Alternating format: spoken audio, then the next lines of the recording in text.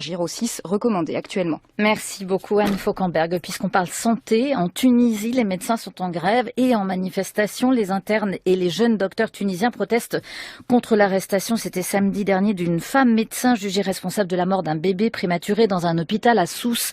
L'enfant avait subi une transfusion. Les médecins protestent donc contre la mise en garde à vue de leurs collègues, libérés depuis sous caution. Ils souhaitent que la loi définisse plus précisément ce qu'est une erreur médicale. Et puis ils réclament aussi un statut légal. À Tunis, Justine Fontaine. Ils étaient plusieurs centaines ce matin à protester devant le Parlement en blouse blanche et au cri de citoyens « Réveillez-vous, les médecins sont là pour vous ». Ce qui a fait le plus réagir la profession, c'est l'arrestation à Sousse d'une jeune médecin résidente, l'équivalent d'une interne en France. Cyrine Bensaïd, elle aussi interne, explique pourquoi elle est venue manifester ce matin. Il y a eu une arrestation abusive très claire. Le ministère de la Santé aussi a publié que la résidente n'a pas fait de gaffe, il n'y a pas eu d'erreur médicale. Pourtant, elle est restée 3 jours en garde à vue. Les internes ont donc 2 revendications principales, résumées par Fatma Mrad. Elle est membre de l'organisation des jeunes médecins. On n'a pas de statut.